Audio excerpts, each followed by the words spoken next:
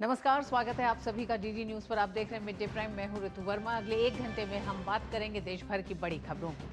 PM Narendra Modi ने भारत की पहली पर्यावरण अनुकूल हाइड्रोजन ट्रेन की तस्वीरें इंस्टाग्राम पर साझा की हैं, जिसका कल प्रधानमंत्री मोदी हरियाणा के जींद से पहली हाइड्रोजन ट्रेन देश को समर्पित करेंगे। बताएंगे कि देश की पहली हाइड्रोजन ट्रेन की खूबियां क्या हैं। इसी के साथ खबरों में आगे बात होगी। एनएसए अजीत डोभाल ने नई दिल्ली में बिम्स्टेक के राष्ट्रीय सुरक्षा प्रमुखों की 5वीं बैठक की अध्यक्षता की। किन मुद्दों पर हुई चर्चा, ये भी आप तक लेके आएंगे। साथ ही ले चलेंगे आपको ओडिशा के पुरी भगवान जगन्नाथ की रथ यात्रा में। बताएंगे कि दुनिया भर में कौन कौन सी खबरों पर है सबकी नजरें, क्या चल रहा है खेल जगत में, अर्थ जगत में, साथ ही कला संस्कृति के क्षेत्र से भी कुछ खबरें होंगी। लेकिन सबसे पहले अभी तक की हेडलाइंस। देश में कल से चलेगी पहली हाइड्रोजन ट्रेन। प्रधानमंत्री नरेंद्र मोदी जींद में दिखाएंगे हरी झंडी। जापान, कोरिया, अमेरिका, कनाडा के बाद हाइड्रोजन ट्रेन चलाने वाला 5वां देश बनेगा भारत।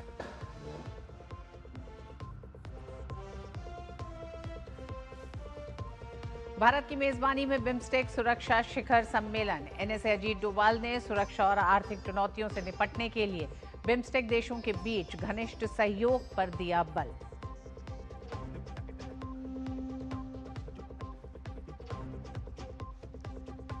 अमेरिका ने ईरान पर किए ताजा हमले, सैन्य ठिकानों को बनाया निशाना। ईरान का बहरीन, कुवैत, जॉर्डन में अमेरिकी बेस पर अटैक।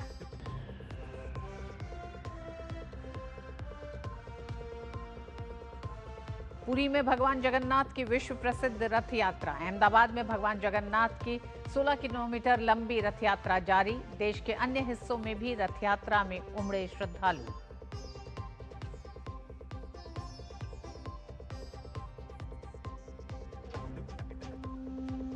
और जश्न में डूबा अर्जेंटीना। आखिरी 7 मिनट में मेसी मैजिक ने तोड़ा इंग्लैंड का सपना। लगातार दूसरी बार फीफा वर्ल्ड कप के फाइनल में स्पेन से होगा महामुकाबला। प्रधानमंत्री नरेंद्र मोदी कल हरियाणा, चंडीगढ़ और पंजाब का दौरा करेंगे। प्रधानमंत्री हरियाणा के जींद रेलवे स्टेशन पर जींद और सोनीपत के बीच भारत की पहली हाइड्रोजन ट्रेन को हरी झंडी दिखाएंगे। पीएम मोदी जींद के एकलव्य स्टेडियम में लगभग 14,700 करोड़ रुपए की लागत वाली कई विकास परियोजनाओं की आधारशिला रखेंगे और उन्हें राष्ट्र को समर्पित करेंगे। प्रधानमंत्री चंडीगढ़ में दोपहर में स्वास्थ्य सेवा, शिक्षा और सड़क के बुनियादी ढांचे से जुड़ी 6,600 करोड़ रुपए से अधिक की विभिन्न विकास परियोजनाओं की आधारशिला रखेंगे और उनका उद्घाटन करेंगे। पीएम मोदी चंडीगढ़ के post graduate institute of medical education and research में advance mother and child centre और एडवांस्ड न्यूरोसाइंसेज सेंटर का उद्घाटन करेंगे। प्रधानमंत्री जालंधर भी जाएंगे, जहां वे संपर्क तथा यात्रियों की सुविधा बढ़ाने और क्षेत्र में आर्थिक विकास को गति देने के उद्देश्य से 5,470 करोड़ रुपए से अधिक की कई विकास परियोजनाओं की आधारशिला रखेंगे और उनका उद्घाटन करेंगे। पीएम मोदी अमृत भारत स्टेशन योजना के तहत जालंधर कैंट सहित 75 पुनर्विकसित रेलवे स्टेशनों का उद्घाटन भी करेंगे। और देश की पहली ग्रीन हाइड्रोजन से चलने वाली ट्रेन लॉन्च के लिए पूरी तरह तैयार है। कल हरियाणा के जींद से प्रधानमंत्री नरेंद्र मोदी इस ऐतिहासिक ट्रेन को हरी झंडी दिखाकर रवाना करेंगे। इसे स्वच्छ, हरित और शून्य उत्सर्जन यानी जीरो एमिशन परिवहन की दिशा में एक बड़ा कदम माना जा रहा है। आइए देखते हैं देश की पहली हाइड्रोजन ट्रेन की झलकियां।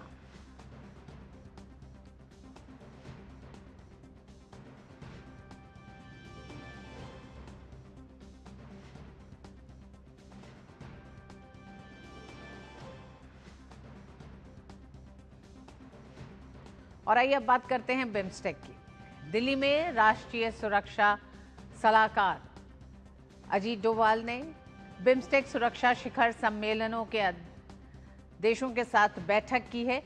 इस बैठक में किन मुद्दों पर चर्चा हुई ये आपको बताएंगे, लेकिन उससे पहले जब हम आपको बता रहे थे कि कल प्रधानमंत्री नरेंद्र मोदी जींद से भारत को पहली हाइड्रोजन ट्रेन समर्पित करेंगे।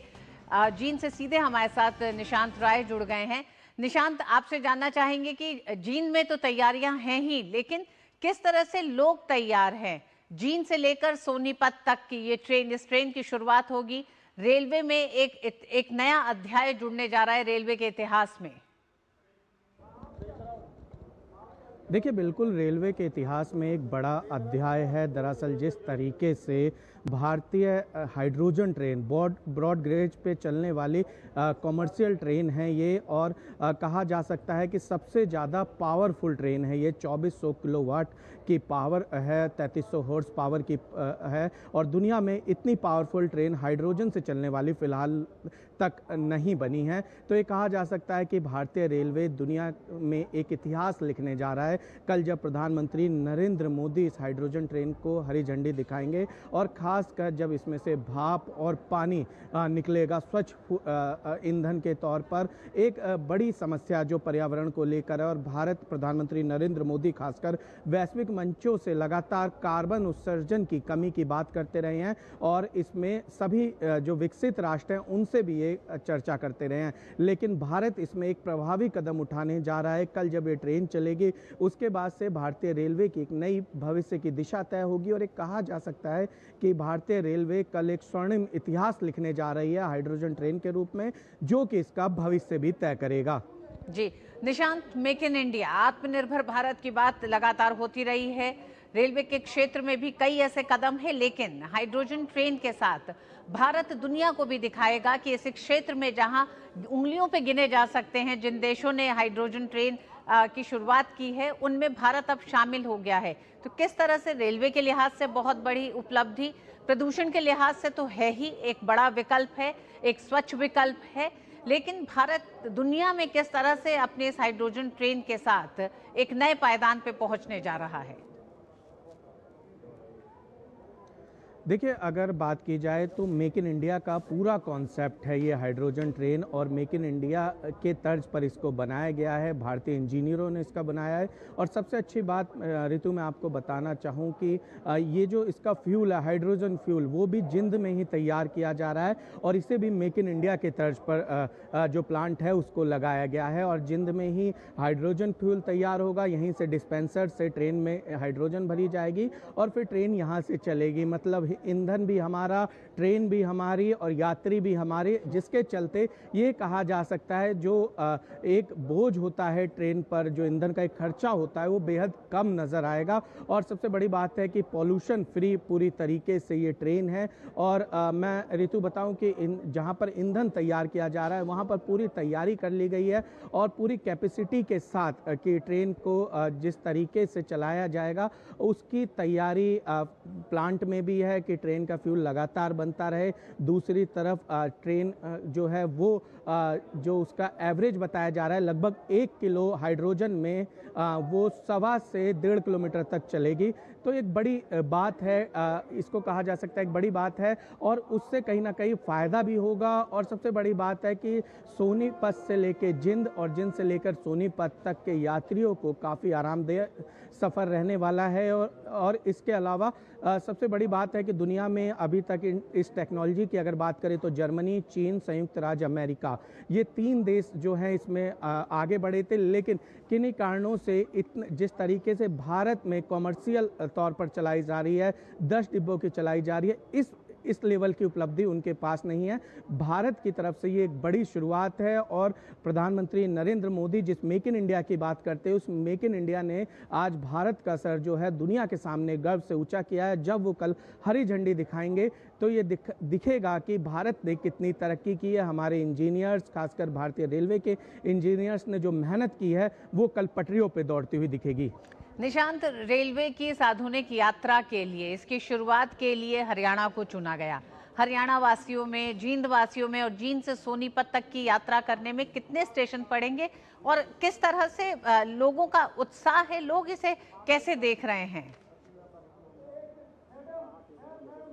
देखिए, जिंद से सोनीपत तक की अगर बात करें तो बीच में 2 से 3 स्टेशन पड़ेंगे, और जो लोगों की बात करें उनको एक लोकल ट्रेन यहाँ पर मिल रही है जिससे कि अपने सफ़र आसानी से कर सकेंगे। सबसे बड़ी बात है कि ये जो प्रयोग है ये इसकी शुरुआत कहेंगे, और हमें कहेंगे कि भारतीय रेलवे की दिशा तय की जा रही है। और एक तरीके से हाइड्रोजन ट्रेन का ट्रायल लंबे समय से चल रहा था, पूरी तरीके से सक्सेसफुल ट्रायल रहा है। ऐसे में उम्मीद की जा सकती है कि भविष्य में, हालांकि भारतीय रेलवे ने 99% 50% के आसपास इलेक्ट्रिफिकेशन किया हुआ है अपने पूरे तंत्र का। लेकिन जहाँ पहाड़ है, जहाँ पर दुर्गम परिस्थितियाँ हैं, वहाँ पर इस ट्रेन का उपयोग किया जाएगा और धीरे धीरे भारत के अन्य रूट पर भी ये ट्रेन चलाई जाएगी। और यहाँ के स्थानीय निवासियों की बात करें तो मजाक में ही सही, वो कहते हैं कि जिंद वासियों को आप देखें कि हम पानी से भी ट्रेन चला रहे हैं। एक अलग उनको खुशी है कि किस तरीके से एक उनका जिला जो है इतिहास में दर्ज हो रहा है।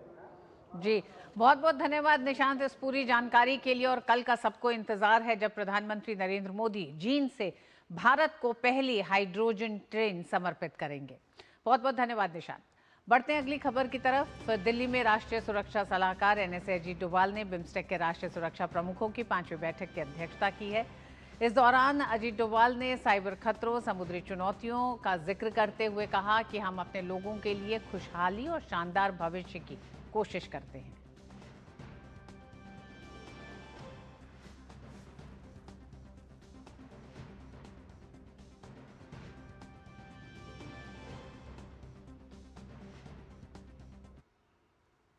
We strive to achieve a great future, sharing prosperity and resilience for all our people.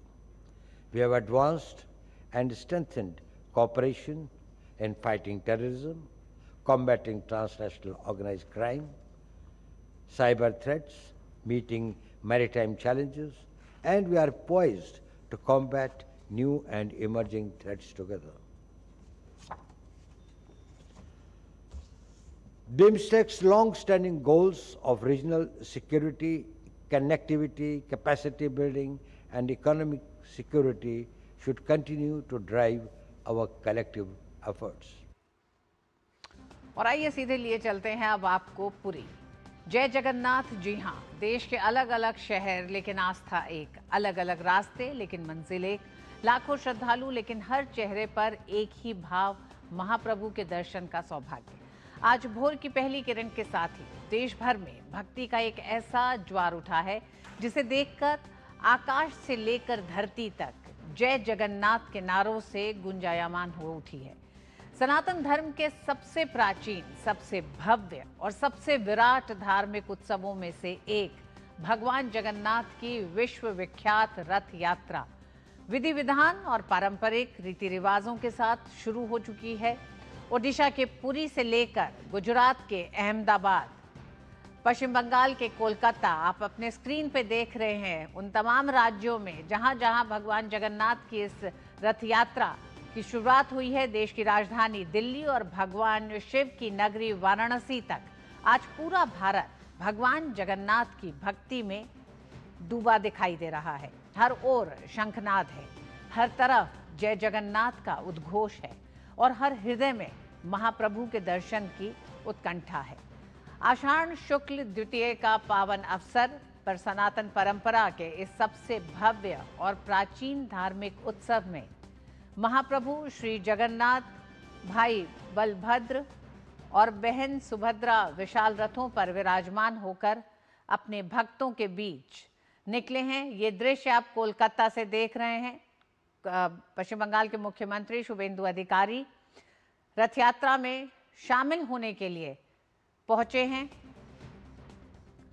भगवान जगन्नाथ की रथ यात्रा पुरी में शुरू हुई है, लेकिन तमाम वो भक्त जो पुरी तक नहीं पहुंच पाए हैं वो अन्य राज्यों में इस रथ यात्रा का हिस्सा हो सकते हैं। इस समय आप देख रहे हैं पश्चिम बंगाल कोलकाता में भगवान जगन्नाथ की रथ यात्रा की शुरुआत होने जा रही है। मुख्यमंत्री शुभेंदु अधिकारी रथ यात्रा की शुरुआत के लिए वहां पहुंच चुके हैं।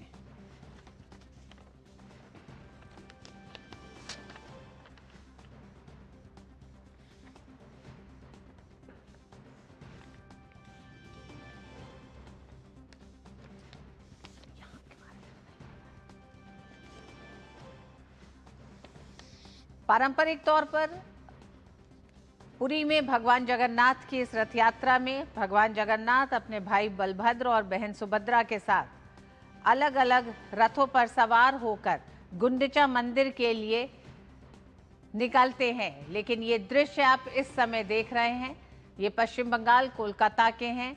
मुख्यमंत्री शुभेंदु अधिकारी भगवान जगन्नाथ मंदिर से भगवान जगन्नाथ रथ यात्रा की शुरुआत होने जा रही है।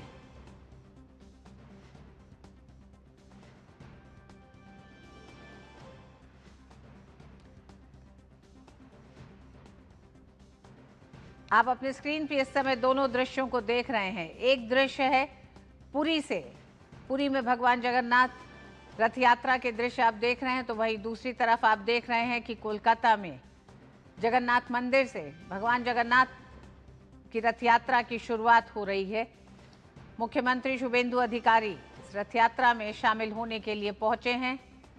दंडवत होकर भगवान जगन्नाथ को प्रणाम करते दिखाई दे रहे हैं मुख्यमंत्री शुभेंदु अधिकारी।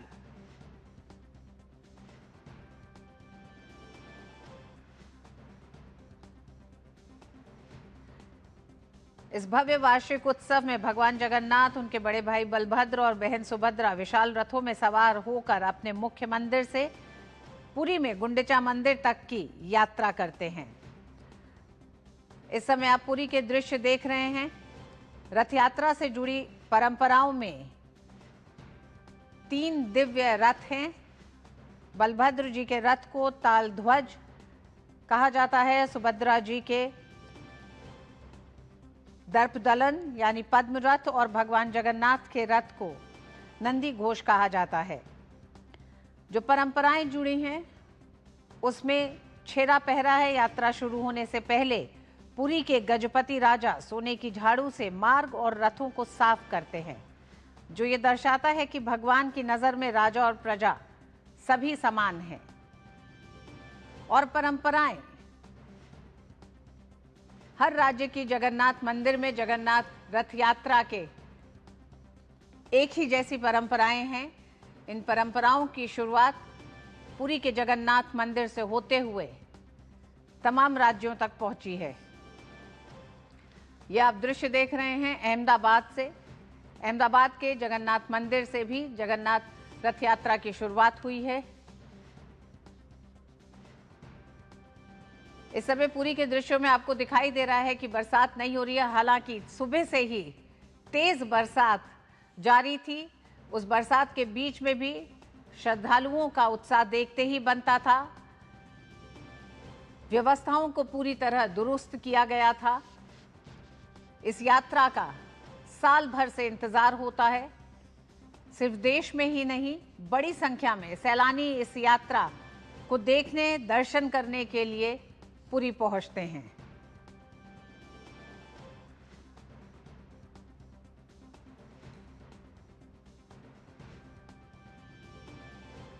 भगवान जगन्नाथ, बलभद्र और सुभद्रा ये तीनों ही रथों को भक्तों द्वारा मोटे रस्सों से खींचकर मुख्य मंदिर से लगभग 3 किलोमीटर दूर गुंडिचा मंदिर ले जाया जाता है, जहां भगवान 7 दिनों तक विश्राम करते हैं।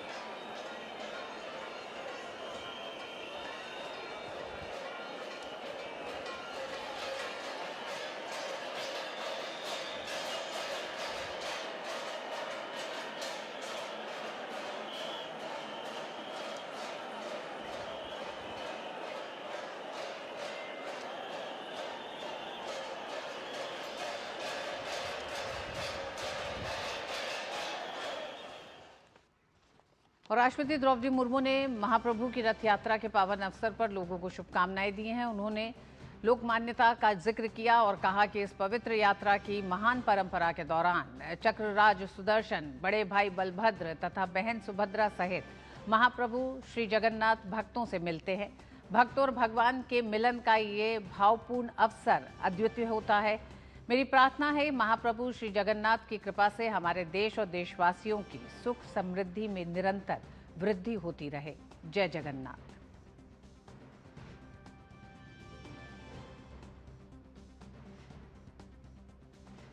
उपराष्ट्रपति सीपी राधाकृष्णन ने देशवासियों को भगवान जगन्नाथ रथ यात्रा की शुभकामनाएं दी हैं। उन्होंने सोशल मीडिया प्लेटफॉर्म एक्स पर लिखा कि रथ यात्रा के इस पावन अवसर पर मैं आप सभी को हार्दिक शुभकामनाएं देता हूं। ये पवित्र रथ यात्रा आस्था, भक्ति, समानता और सामूहिक सद्भाव के मूल्यों को दर्शाती है, जो सभी भेदों से ऊपर उठकर लोगों को एक साथ लाती है। यह हमारी समृद्ध सभ्यता के लोकाचार और चिरस्थायी आध्यात्मिक परंपराओं का एक जीवंत उत्सव है। महाप्रभु जगन्नाथ का दिव्य आशीर्वाद हमें धर्म के मार्ग पर चलने के लिए प्रेरित करे, हमारे सामूहिक संकल्प को मजबूत करे और हमारे पूरे देश में शांति तथा एकता को बढ़ावा दे। प्रधानमंत्री नरेंद्र मोदी ने रथ यात्रा के पावन अवसर पर सभी को शुभकामनाएं दी हैं। एक संदेश में उन्होंने लिखा, रथ यात्रा के पावन अवसर पर सभी को हार्दिक शुभकामनाएं। ये भारत की कालजयी आध्यात्मिक और सांस्कृतिक विरासत की एक उज्जवल अभिव्यक्ति है। रथ यात्रा से जुड़ी परंपराओं ने भारत और दुनिया भर में पीढ़ियों को प्रेरित किया है। ये विनम्रता, सामूहिक भागीदारी और निस्वार्थ सेवा का प्रतीक है। महाप्रभु जगन्नाथ सभी को उत्तम स्वास्थ्य, सुख और समृद्धि का आशीर्वाद प्रदान करें। वे हमें हमारे सभी प्रयासों के लिए शक्ति दें और हमारे समाज में एकजुटता की भावना को और गहरा करें। जय जगन्नाथ। और मिड डे प्राइम में वक्त एक छोटे से ब्रेक का है।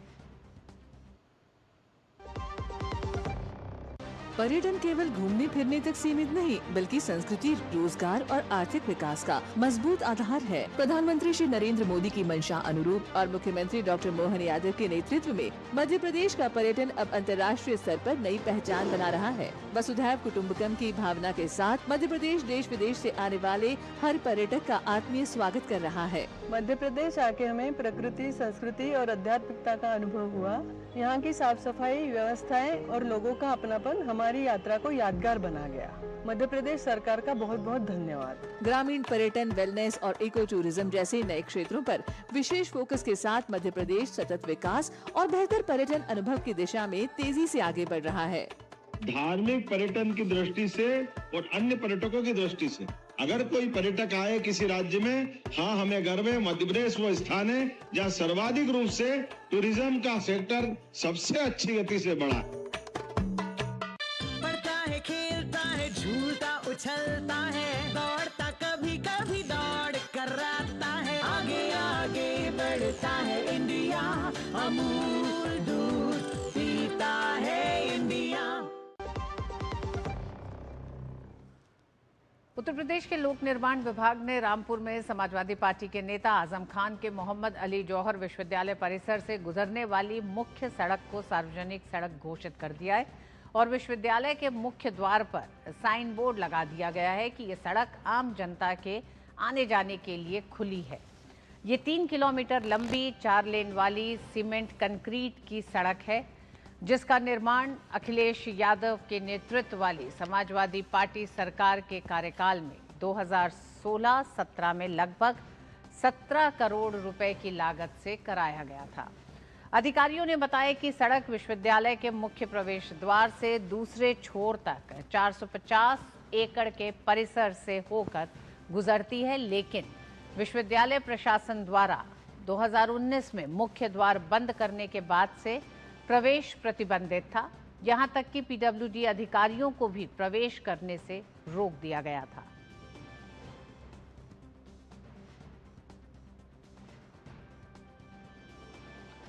सपा नेता आजम खान के मौलाना मोहम्मद अली जौहर ट्रस्ट की ओर से संचालित मौलाना मोहम्मद अली जौहर विश्वविद्यालय में बिना नक्शा पास कराए बने 38 भवनों को रामपुर विकास प्राधिकरण ने अवैध घोषित करते हुए ध्वस्तीकरण के आदेश पारित कर दिए हैं। इन पर बुलडोजर चलेगा। व्यक्तिगत सुनवाई के बाद आरडीए के उपाध्यक्ष की ओर से जौहर विश्वविद्यालय को 15 दिन में भवन खाली करने का आदेश दिया है। इसके बाद कभी भी इन्हें ध्वस्त कर दिया जाएगा। जिलाधिकारी अजय कुमार द्विवेदी ने बताया कि उत्तर प्रदेश नगर नियोजन एवं विकास अधिनियम 1973 की धारा 27(1) के तहत ये कार्रवाई की गई है। उन्होंने बताया कि विश्वविद्यालय प्रशासन को नोटिस जारी कर अपना पक्ष रखने का अवसर दिया गया था। ये कुछ दिन पहले संज्ञान में आया था कि जौहर विश्वविद्यालय के अंदर जो निर्माण है वो नियमानुसार नहीं हुआ है। 15 जुलाई को उन्होंने प्रातः 11 बजे व्यक्तिगत सुनवाई का भी उनको अवसर दिया गया था, जिसमें उन्होंने अपना पक्ष रखा है। लिखित जो उन्होंने अपनी आपत्ति दर्ज कराई थी और जो मौखिक बयान दिया है उसका विश्लेषण करते हुए आरडीए इस निष्कर्ष पर पहुंचाई कि विश्वविद्यालय में 40 में से 38 भवन बिना मानचित्र स्वीकृत किए बनाए गए थे और उस क्रम में उन पर ध्वस्तीकरण का आदेश जो है पारित कर दिया। और लखनऊ से विकास सिंह हमारे साथ जुड़ गए हैं। विकास, मुझे ऐसा याद आता है कि जिस समय जौहर विश्वविद्यालय बन रहा था उस समय भी इन तमाम जमीनों को लेके एक बड़ा विवाद था। अवैध निर्माण, अवैध अधिग्रहण, इसके बाद क्या आपको लगता है कि आजम खान ने सोचा हो कि उनके जीवन काल में ऐसा होगा कि ये जितना भी अवैध कब्जा किए हुए जमीन है इन पर बुलडोजर चलेगा कभी? देखिए, जब ताकत सर चढ़कर बोलती है तो कुछ समझ नहीं आता है। उस समय उनको लगता था कि हम जो चाहते हैं, हम जो करते हैं वही होना चाहिए। उस समय आपने सही कहा कि तमाम सारे ऐसे जिक्र उठे थे, लोगों की जमीन पर कब्जा किया गया था, कुछ लोगों ने आवाज उठाई थी इस विश्वविद्यालय बनने को लेकर। उन तमाम सारे लोगों को जेल में डाल दिया गया था किन्हीं किन्हीं आरोप लगाकर। तो ये सिलसिला लगातार उस समय ताकत का दौर चलता था। जब इसका शिलान्यास होता था, जब इसका उद्घाटन होता था तो पूरे मुख्यमंत्री के साथ कैबिनेट वहां पर जाती थी। और न जाने कितने ही काम उस निजी विश्वविद्यालय में सरकारी खर्चों पर किए गए। इन तमाम सारे मामलों की जांच तो तब चालू हुई, कार्रवाई तब शुरू हुई जब 2017 में मुख्यमंत्री योगी आदित्यनाथ की यहाँ सरकार बनी। उससे पहले तो उनका जलजला था, कोई आदमी आवाज नहीं उठा सकता था वहां पर।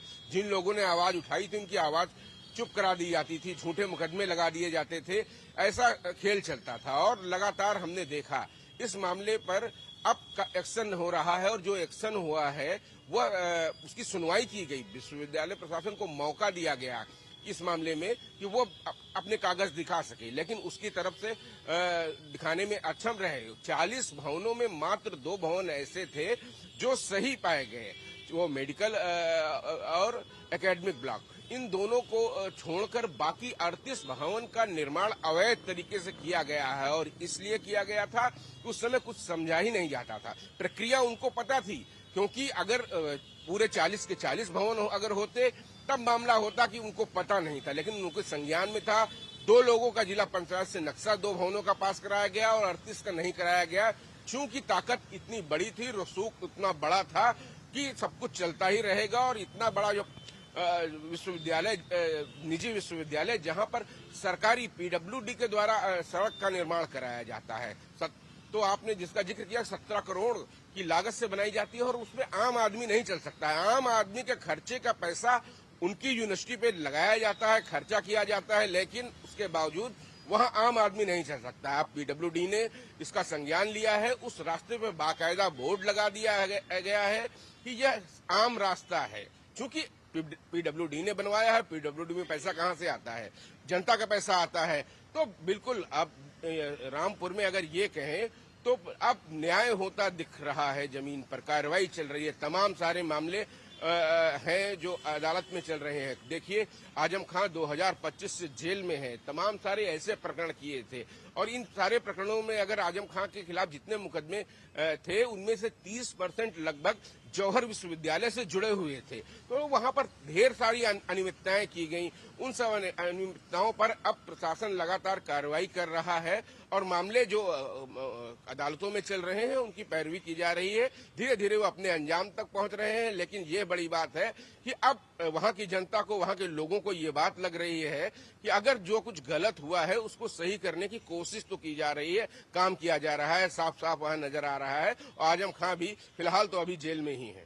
जी, अब विकास, आजम खान ने अपने कार्यकाल के यानी कि समाजवादी पार्टी के कार्यकाल के दौरान हमेशा से नियम कानूनों को ताक पे रखने की बात की। कई ऐसे विवादित बयान हैं जिसमें सत्ताओं को कुछ नहीं समझना, कानून को कुछ नहीं समझना, नियमों को कुछ नहीं समझना।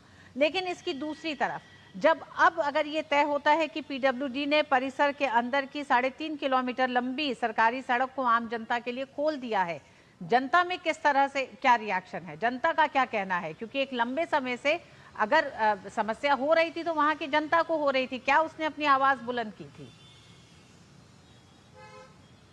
देखिए, जनता ने ही आवाज बुलंद की थी, आम लोगों ने ही उस समय भी आवाज उठाने की कोशिश की थी, लेकिन उस समय उनकी आवाज दबा दी गई। लेकिन अब वहां पर जितनी शिकायतें हैं, वहां पर तमाम जो मुकदमे थे सारे मुकदमे पंजीत किए गए, बाकायदा सब पे कार्रवाई की जा रही है। कुछ मामलों में अदालत में सजा भी दे दी गई है और कुछ मामलों में अभी लंबित चल रही है, जांच चल रही है और आगे मुकदमे की पैरवी चल रही है।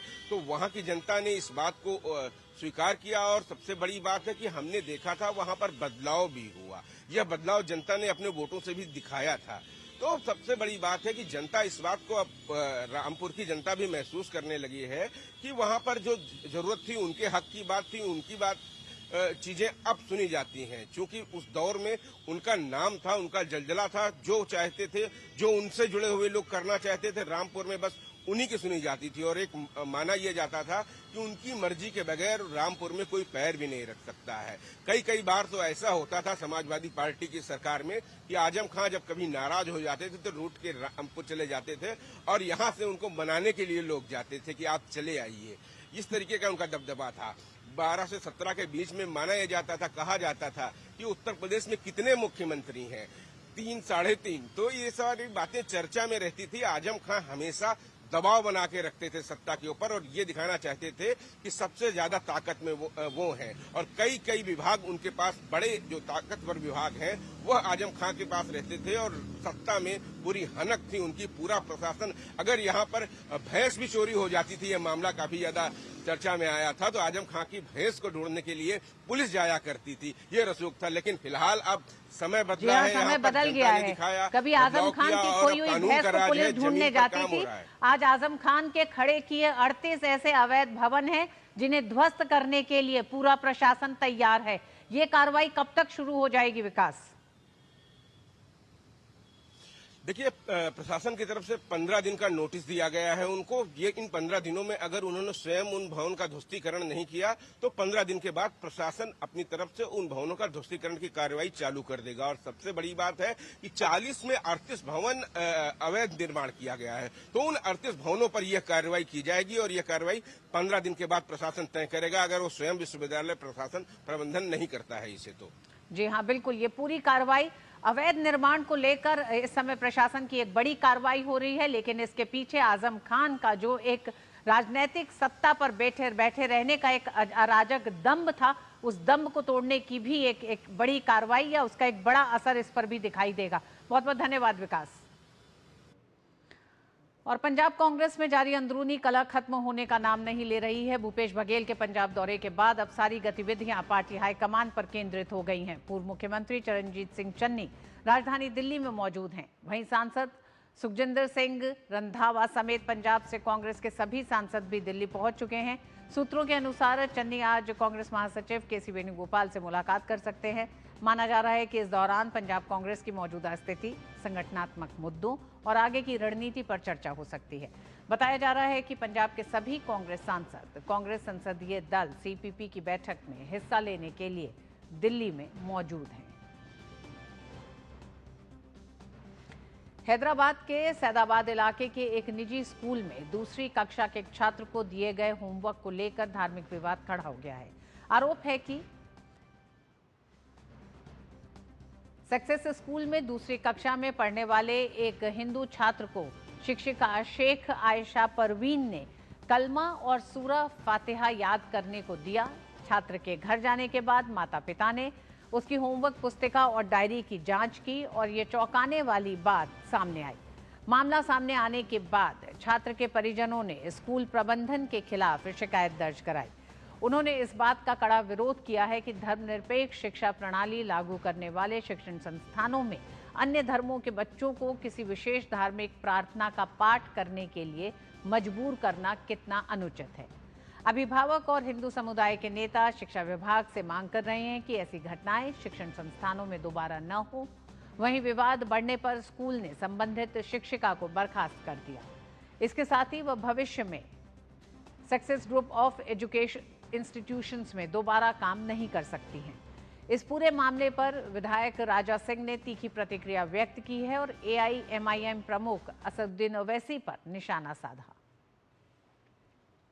पूरी की पूरी इन लोगों ने प्लानिंग करके रखी है कि छोटे बच्चे से लेकर बड़े बच्चे तक का इस्लामीकरण करना, क्योंकि इनकी सोच है भारत में रहकर भारत से गद्दारी करना, भारत में रहकर भारत से गजवा हिंद करना, भारत में रहकर इनकी ये सोच है। तो ये सोच को मजबूत करने वाला असदुद्दीन ओवैसी, मैं असदुद्दीन ओवैसी से पूछना चाहता हूं, तुम्हारे ही पार्लियामेंट क्षेत्र में हिंदुओं पर इतना अत्याचार हो रहा है, यहां तक के छोटे मासूम 2 क्लास में पढ़ने वाले बच्चे को तो नहीं छोड़ा जा रहा है, तो आज तुम्हारा मुंह क्यों बंद है?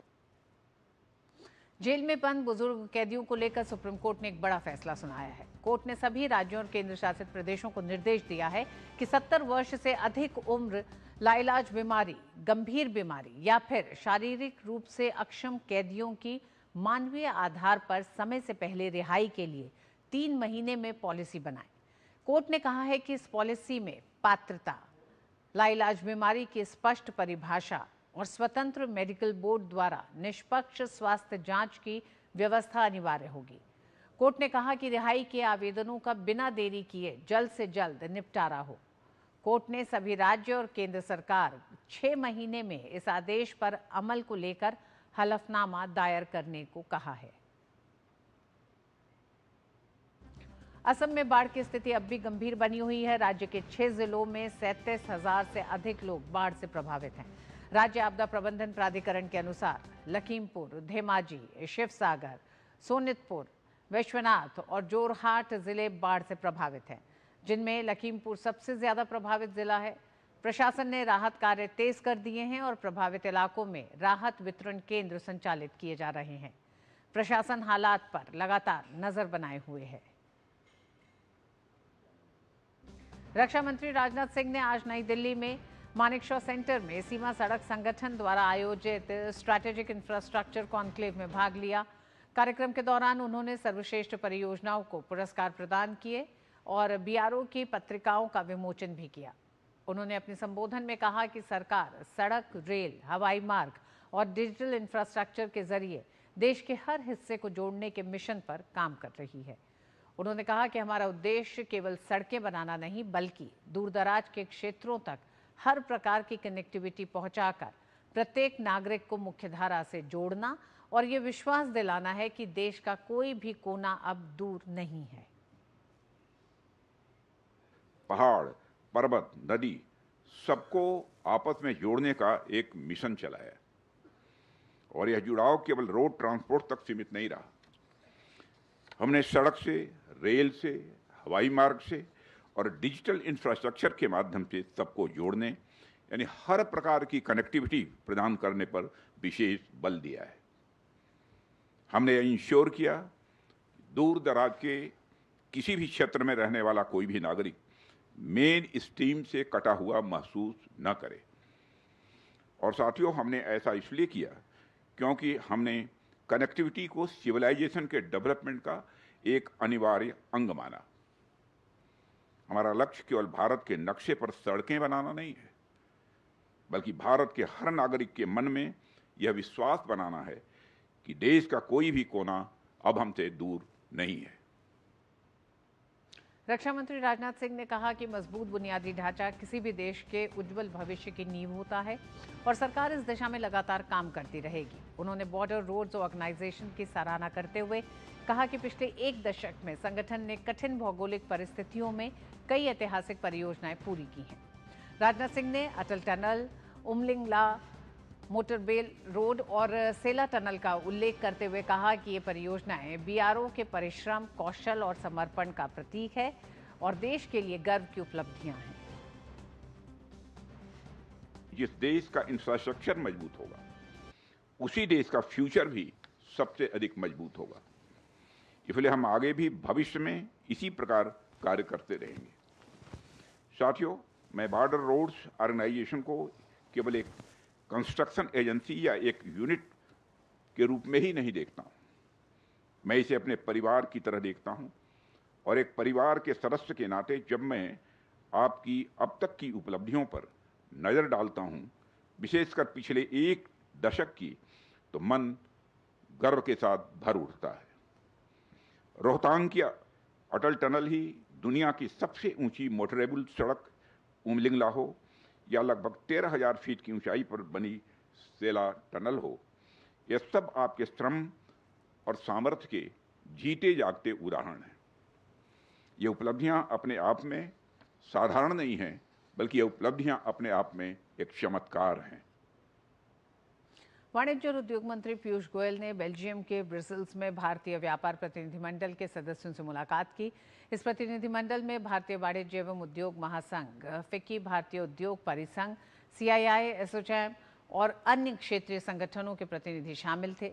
वाणिज्य मंत्री पीयूष गोयल ने कहा कि बैठक में इस बात पर चर्चा हुई कि भारत और यूरोपीय संघ के बीच मुक्त व्यापार समझौता भारतीय उद्योग के लिए नए अवसर कैसे खोल सकता है और भारतीय व्यवसायों, सूक्ष्म, लघु और मध्यम उद्यमों यानी MSME तथा आम लोगों को वास्तविक लाभ कैसे पहुंचाया जा सकता है। भारतीय नौसेना 20 से 23 जुलाई तक दक्षिणी नौसैनिक कोच्चि में 4 दिवसीय बहुराष्ट्रीय प्रशिक्षण कार्यक्रम ऑपरेशन सदर्न रेडीनेस 26-2 का आयोजन करेगी। ये प्रशिक्षण कार्यक्रम कंबाइंड मैरीटाइम फोर्सेस के सहयोग से और भारतीय नौसेना के नेतृत्व वाले कंबाइंड टास्क फोर्स 154 जो CMF का समर्पित प्रशिक्षण टास्क फोर्स है, उसके अंतर्गत आयोजित किया जाएगा। इस कार्यक्रम में CMF के साझेदार देशों के नौसैनिक कर्मी भाग लेंगे। इसका उद्देश्य समुद्री सुरक्षा से जुड़े पेशेवर प्रशिक्षण, व्यवहारिक अनुभव और श्रेष्ठ कार्यप्रणालियों का आदान प्रदान करना है।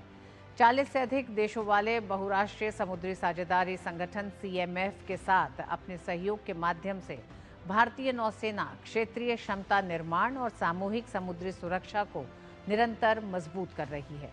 ऑपरेशन सदर्न रेडीनेस 26-2 2026 भारतीय नौसेना के आधुनिक प्रशिक्षण अवसंरचना, आधुनिक सिमुलेटर, उन्नत प्रशिक्षण पद्धतियों तथा पेशेवर विशेषज्ञता का प्रदर्शन करेगा।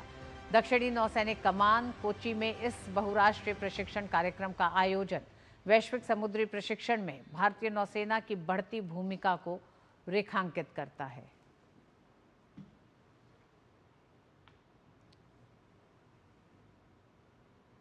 अमेरिका और ईरान के बीच टकराव एक बार फिर तेज हो गया है। ताज़ा घटनाक्रम में अमेरिकी सेना ने ईरान के खिलाफ एक और बड़ा सैन्य अभियान चलाया। इस बार सिर्फ सैन्य ठिकाने ही नहीं बल्कि हॉर्मुज स्ट्रेट में ईरान की ओर बढ़ रहे एक तेल टैंकर को भी निशाना बनाया गया। अमेरिकी सेना का दावा है कि उसने मिसाइल दागकर जहाज को बीच रास्ते में ही रोक दिया। अमेरिकी सेंट्रल कमांड के मुताबिक नई कार्रवाई का मकसद उन सैन्य क्षमताओं को कमजोर करना है जिनका इस्तेमाल ईरान हॉर्मुज स्ट्रेट से गुजरने वाले जहाज़ों के लिए खतरा पैदा करने में कर रहा है। अमेरिकी हमलों के दौरान ईरान के कई शहरों में धमाकों की आवाज़ें सुनी गईं। सरकारी मीडिया के अनुसार चाबाहार, बंदर अब्बास, केशम द्वीप और अहवाज में विस्फोट हुए। रिपोर्टों में कहा गया है कि चाबार में नेवी का एक निगरानी टावर भी हमले की चपेट में आया। ईरान ने भी अमेरिकी हमलों का जवाब देते हुए खाड़ी देशों में अमेरिकी संपत्तियों और सैन्य बेसों को निशाना बनाया है। ईरान की इस्लामिक रिवॉल्यूशनरी गार्ड्स कॉर्प्स ने कहा है कि उसने कुवैत, बहरीन और जॉर्डन में अमेरिकी सैन्य ठिकानों पर जवाबी हमले किए, जिसमें उनके सैन्य इंफ्रास्ट्रक्चर, एयरक्राफ्ट, शेल्टर, खास कमांड सेंटर और रणनीतिक ड्रोन पर हमला किया गया।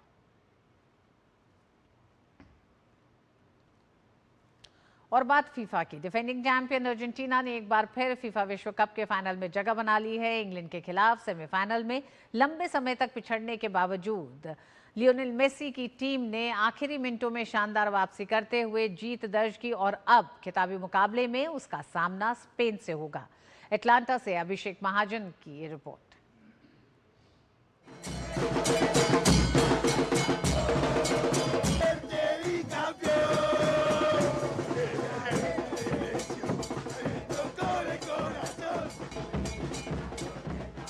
अर्जेंटीना और इंग्लैंड के बीच खेले गए फीफा विश्व कप के दूसरे सेमीफाइनल के पूरे मुकाबले में आखिरी तक ऐसा लग रहा था कि इंग्लैंड ने फाइनल का टिकट पक्का कर लिया है।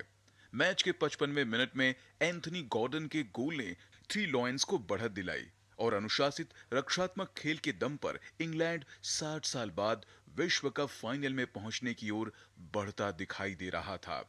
लेकिन चैंपियन टीम आखिरी सीटी बजने तक हार नहीं मानती। विश्व फुटबॉल के सबसे बड़े मंच पर अर्जेंटीना ने एक और यादगार वापसी की। 85वें मिनट में एंजो फर्नांडिस ने बराबरी का गोल दागा, जबकि इंजरी टाइम में मैदान पर उतरे लाउतारो मार्टिनेज ने विजयी गोल कर इंग्लैंड का सपना चकनाचूर कर दिया। Argentina, Argentina. आज हम आए यहाँ मैच देखने अर्जेंटीना और इंग्लैंड के बीच में, और अर्जेंटीना जीत गई है। We really enjoyed ourselves here. Argentina के कप्तान लियोनेल मेसी भले ही गोल नहीं कर सके, लेकिन उन्होंने एक बार फिर साबित कर दिया कि उन्हें फुटबॉल इतिहास के महानतम खिलाड़ियों में क्यों गिना जाता है। उनकी शानदार विजन, नेतृत्व क्षमता और 2 निर्णायक असिस्ट ने अर्जेंटीना की इस ऐतिहासिक वापसी में अहम भूमिका निभाई।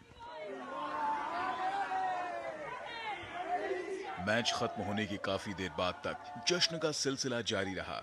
अटलांटा की सड़कों और स्टेडियम में हर तरफ आसमानी और सफेद रंग की जर्सियों का सैलाब उमड़ पड़ा। अर्जेंटीना के प्रशंसकों ने टीम की इस यादगार जीत का जमकर जश्न मनाया। अब मंच तैयार है विश्व फुटबॉल के सबसे बड़े मुकाबले के लिए। डिफेंडिंग चैंपियन अर्जेंटीना का सामना फाइनल में स्पेन से होगा, जहां दोनों टीमें फुटबॉल की सबसे प्रतिष्ठित ट्रॉफी जीतने के लिए आमने सामने होंगी। दिल टूटने से लेकर जश्न तक कुछ ही मिनटों में अर्जेंटीना ने मैच की पूरी कहानी ही बदल दी। मेसी की अगुवाई में अर्जेंटीना टीम की एक और यादगार वापसी और खिताब से वो बस एक कदम दूर। कैमरामैन शुभम शर्मा के साथ अभिषेक महाजन, डीडी न्यूज़, अटलांटा, जॉर्जिया। और मैच खत्म होने के काफी देर बाद तक जश्न का सिलसिला जारी रहा है। अटलांटा की सड़कों और स्टेडियम में हर तरफ आसमानी और सफेद रंग की जर्सियों का सैलाब उमड़ पड़ा। अर्जेंटीना के प्रशंसकों ने टीम की इस यादगार जीत का जमकर जश्न मनाया है। हमारे संवाददाता अभिषेक महाजन ने स्टेडियम के बाहर मौजूद प्रशंसकों से बात की। कमाल का मुकाबला देखने को मिला। सेमीफाइनल 2 में अर्जेंटीना ने इंग्लैंड को मात दे दी और 85वें मिनट में पहला गोल हुआ और एक तरह से एक समय ये लग रहा था कि शायद अर्जेंटीना वो मुकाबला हार जाएगी, लेकिन कमाल का कमबैक। कुछ फैंस हमारे साथ हैं, स्पेक्टेटर्स जो अंदर मैच देख रहे थे अटलांटा स्टेडियम में। क्या कहना चाहेंगे, आप कहाँ से हैं और ये मैच देखने आए हैं स्पेशली? हम लोग मेरीलैंड से हैं and घर मेरा नेपाल है पर born and raised Lucknow.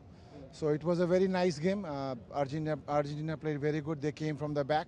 That's what they do, coming from the back, and they're going to win the World Cup. आप क्या कहना चाहेंगे, क्या कमबैक किया उन्होंने? वो तो पहले मैच से ही आप देखो तो इसे पहला का मैच भी कमबैक किया था। एक गोल जब हो गया इंग्लैंड का, हम लोग like we are waiting for another one and we got it. We enjoyed the game. It was very beautiful game, yeah. एक समय ये लगा था कि जब 85वें मिनट तक कोई गोल नहीं हुआ था कि अर्जेंटीना शायद ये मैच जीत नहीं पाए। नहीं, ऐसा कभी भी नहीं लगा, because Argentina is Argentina. You have to have faith ना. You have to have faith.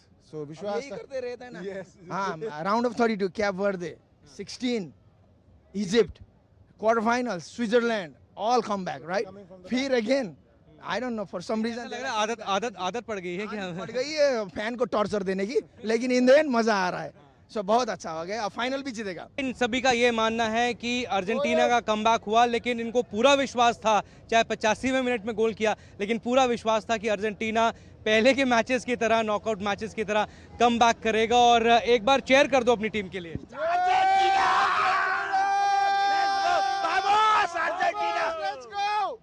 चलिए, बहुत शुक्रिया हमसे बातचीत करने के लिए। कैमरामैन शुभम शर्मा के साथ अभिषेक महाजन, डीडी न्यूज़, अटलांटा। तो ये अटलांटा से आप जोश देख रहे थे। हमारे साथी जुड़ रहे हैं गौरव न्यूज रूम से। गौरव, हमने देखा कि किस तरह का जोश रहा। 7 मिनट के अंत के 7 मिनट ने एक बार फिर ये साबित कर दिया कि अर्जेंटीना वर्ल्ड चैंपियन है। हालांकि अब इससे भी बड़ा मुकाबला होने जा रहा है, लेकिन उस तरफ बढ़ने से पहले ये जो सेमीफाइनल था अर्जेंटीना के साथ का, ये किस तरह से क्या क्या यादें दे गया इस मैच के साथ? देखिए, सबसे बड़ी याद तो यही है कि जिस तरह से अर्जेंटीना ने वापसी का दम दिखाया है, क्योंकि हमने देखा कि किस तरह से पिछले मैचेस में भी, चाहे वो केप वर्डे के खिलाफ मुकाबला रहा हो, चाहे वो मिस्र के खिलाफ मुकाबला रहा हो या स्विट्जरलैंड के खिलाफ मुकाबला रहा हो, हर बार अर्जेंटीना जो है वो अपने आप को जिस तरह से कम बैक करके टीम सामने लाती रही है। और लियोनेल मेसी का जो मैजिक है वो कहीं ना कहीं, अगर वो गोल नहीं करते हैं तो वो असिस्ट की भूमिका में ज़रूर मौजूद रहते हैं। और कल भी हमने यही देखने को मिला कि किस तरह से उन्होंने लास्ट में आकर के जो अर्जेंटीना की ओर से जो 2 गोल हुए उसमें असिस्ट की जो भूमिका थी वो लियोनेल मेसी ने बनाई थी। यानी कि सारा जो गेम का अर्जेंटीना का जो कंट्रोल है वो कहीं ना कहीं लियोनेल मेसी के हाथों में रहा। तो ये एक बहुत सुनहरी याद हमेशा रहेगी। लेकिन इसके साथ ही साथ अगर इंग्लैंड की बात करें तो उनके लिए ये कहना चाहिए कि वो इस बात को भूलेंगे नहीं, क्योंकि जिस तरह से मतलब 85 मिनट के, यानी कि केवल 5 मिनट का जो गेम था वो ही केवल अब शेष रह गया था, वहाँ से आकर के आप अपने मैच को हार जाते हैं। तो यहाँ पे आपको देखना पड़ेगा कि आखिरकार वो क्या वजह रही जिसके चलते इंग्लैंड को ये हार का सामना करना पड़ा। तो इसमें सबसे बड़ी वजह यह है कि आपने कुछ जो चेंजेस किए, लेट चेंजेस किए, और उस चेंजेस में सबसे बड़ी बात क्या थी कि आपने एंथोनी गॉर्डन, जिन्होंने इंग्लैंड को पहली बढ़त दिलाई थी, यानी कि पहला गोल जो इंग्लैंड की ओर से आया था और जो 85वें मिनट तक जिसकी बढ़त जो है इंग्लैंड कायम रखी थी, उस खिलाड़ी को आपने वहाँ पे चेंज किया लास्ट में आकर के। इसके अलावा डेक्लन राइस जो हैं वो टीम के बहुत बेहतरीन मिडफील्डर के तौर पे वो जाने जाते हैं, उनको जो है वो वहाँ पे चेंज किया। तो अब जब आपने मिडफील्ड्स में इतने सारे चेंज किए और आपने सोचा कि डिफेंडर्स को ला करके हम केवल जो है वो अपना डिफेंस मजबूत करके रखें ताकि अर्जेंटीना जो है वो गोल ना कर पाए, तो ये एक आपकी डिफेंसिव पॉलिसी के तहत आया। तो ये जो कोच की, ये थॉमस टुचेल की ये जो रणनीति थी ये काफ़ी ज़्यादा घातक साबित हुई, बैकफायर साबित हुई, और जिसका अर्जेंटीना ने भरपूर फ़ायदा उठाया। और उन्होंने यहाँ पर एक तरह से एक मैसेज गया कहीं ना कहीं कि जो इंग्लिश टीम है वो अपने थोड़ा डिफेंसिव है, वो थोड़ा अपने डिफेंस को बचा करके चल रहे हैं, वो चाह रहे हैं, वो अटैक के मूड में नहीं है। और जब आप इस तरह की रणनीति जब आप अपनाते हैं तो फिर अर्जेंटीना जैसी टीम के खिलाफ आप इस तरह की रणनीति के साथ आगे नहीं बढ़ सकते। तो वो एक झलक जो है वो भी यहाँ पे निकल करके देखने को मिली। और जो बाकी खिलाड़ी हैं, जो प्ले मेकर्स हैं अर्जेंटीना टीम की ओर से, केवल मेसी नहीं, बाकी जैसे लाउटारो मार्टिनेज हैं, लिसांड्रो मार्टिनेज हैं, और आपके जिस तरह से गोलकीपर जो हैं इमालियानो मार्टिनेज, उन्होंने भी एक अच्छा बचाव जो है वहाँ पे किया।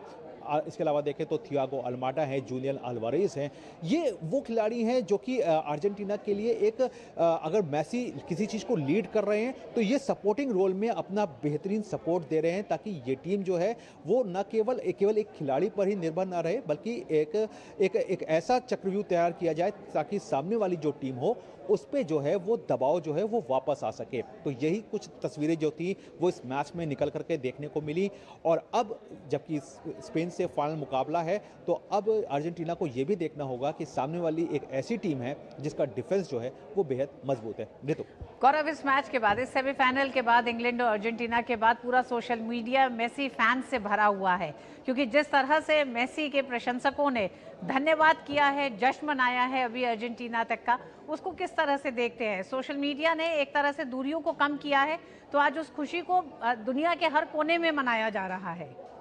बिल्कुल, दुनिया भर में अगर अपने देश की बात करें तो यहाँ पे भी आपको मेसी के फैंस, अर्जेंटीना के फैंस, और हमारे देश का तो एक कहना चाहिए कि एक अलग से अर्जेंटीना के साथ एक लगाव जो है वो भी हमें देखने को मिलता रहा है। चाहे फिर आप ऋतु डिएगो मैराडोना के समय की बात ले लें या उससे पहले भी लें, तो एक कहीं ना कहीं एक जो खास जो प्रेम है वो कहीं ना कहीं अर्जेंटीना के साथ रहा है। और इस बार जिस तरह का उनका खेल रहा है, ये बातें शुरू में हुई कि ग्रुप स्टेज में शायद उन्हें इजी ग्रुप मिला तो वो आगे बढ़ते चले गए, लेकिन उन्होंने साबित किया केप वर्डे जैसी डेब्यूटेंट टीम थी जिसने स्पेन को ही अपने जो मुकाबला था स्पेन और केप वर्डे के बीच में, वहाँ पे स्पेन को गोललेस ड्रॉ पे रोका था। तो वहीं पे अगर अर्जेंटीना के खिलाफ जो मुकाबला था उसमें भी काफ़ी संघर्ष देखने को मिला और एक्स्ट्रा टाइम में जाकर के अर्जेंटीना जो है वो मुकाबले को जीत पाई थी। फिर मिस्र के खिलाफ हम सब जानते हैं कि एक 2-0 से टीम, ये अर्जेंटीना टीम जो पीछे थी। लेकिन आज जहाँ तक आपने बात की कि लियोनेल मेसी की छवि की और जिस तरह से सोशल मीडिया को लेकर के आपने बात की, तो जाहिर तौर पर मेसी, आप सोचिए कि 39 साल की उम्र है और वो पहले ऐसे खिलाड़ी हैं, पहले ऐसे फुटबॉलर हैं जो कि इस उम्र में आकर के वर्ल्ड कप का फाइनल खेलने जा रहे हैं। इससे पहले कोई भी खिलाड़ी जो फुटबॉलर है वो 39 साल की उम्र में एक वर्ल्ड कप फाइनल जो है वो नहीं खेल रहा है। मानी कि आप खुद सोचिए कि कोई एक खिलाड़ी जिसने 2022 में कहा था कि ये मेरा आखिरी वर्ल्ड कप हो सकता है, वहां पे आपने वर्ल्ड कप जिता दिया, तो शायद एक जो नॉर्मल कोई खिलाड़ी हो या कोई भी एक व्यक्ति होगा वो यही सोचेगा शायद इससे अच्छी विदाई मेरी नहीं हो सकती कि मैंने वर्ल्ड कप अपनी टीम को जिता दिया है 2022 में, अब यहां से मैं अब संन्यास ले लेता हूं। उसमें अभी समय है, लेकिन गौरव ये पूरा फीफा कई बड़े उलटफेरों का रहा है, क्योंकि जो चर्चित टीमें रही हैं, जो टीमें जीतती रही हैं फीफा, वो भी हार का मुंह देखा है उन्होंने। स्पेन को क्या लगता होगा, इंग्लैंड से मुकाबला बेहतर था या अर्जेंटीना से? देखिए, जहाँ तक आपने इस सवाल का किया तो इंग्लैंड की टीम का अनुभव जो है वो बहुत ज़्यादा अनुभवी टीम थी। अटैक उनका बहुत बेहतरीन था, लेकिन कहते ना कि अगर आप सही रणनीति जो है वो सही समय पे अप्लाई नहीं करते हैं तो वो आपको भारी पड़ती है। तो जहाँ तक आपका सवाल है कि स्पेन के लिए, स्पेन को मालूम है कि अर्जेंटीना वो टीम है जिसको वर्ल्ड कप जो कई बार फाइनल्स जो है वो उसको खेलने का अनुभव है। 3 बार की अर्जेंटीना जो है वो वर्ल्ड चैंपियन है। स्पेन जो अगर इसके उलट में देखें तो सिर्फ ये दूसरी बार है जब वो वर्ल्ड कप के फाइनल में पहुंची है, सिर्फ एक बार टीम जो है वो खिताब जीत सकी है। तो ऐसे में कहीं ना कहीं अगर स्पेन को देखें तो वो ये ज़रूर सोच रहे होंगे कि अगर उनके सामने इंग्लैंड आती तो कम से कम इस मोर्चे पे उन्हें राहत मिलती, क्योंकि इंग्लैंड ने अपना लास्ट वर्ल्ड कप जो है वो 1966 में जीता था, यानी कि अब से 60 साल पहले। तो ये एक फ़ायदा ज़रूर स्पेन की टीम को होता। लेकिन अब जिस तरह से स्पेन ने अपने को इन सब चीज़ों से दूर रखा है, कोई भी नहीं जान रहा था कि स्पेन की टीम जो है वो यहाँ तक वर्ल्ड कप के फाइनल तक पहुँचेगी। हालांकि वो यूरो चैंपियन थे, उन्होंने नेशंस लीग में भी काफ़ी अच्छा प्रदर्शन किया था, लेकिन उस सब के बावजूद जो है स्पेन की टीम को लेकर के इस तरह का जो आकलन था वो किसी ने भी नहीं लगाया था। और इस बात का जो फ़ायदा है वो स्पेनिश टीम ने बहुत बखूबी अपने गेम में भी उतारा, क्योंकि उनका जो डिफेंस है वो बहुत मजबूत माना जाता है। और अगर आप 15 या 20 मिनट तक स्पेन के डिफेंस को अगर आप तोड़ नहीं पाते हैं तो फिर ये जो अटैकिंग की शैली है, बिल्कुल गौरव, अर्जेंटीना की टीम ने और मेसी ने मैच के अंतिम 7 मिनट के रोमांच के साथ ही फाइनल के रोमांच को भी और ज्यादा बढ़ा दिया है। 20 तारीख का सबको इंतजार है। बहुत बहुत धन्यवाद गौरव पूरी जानकारी के लिए अभी तक की। और मिड डे प्राइम में आज बस इतना ही। मुझे दीजिए अनुमति। नमस्कार।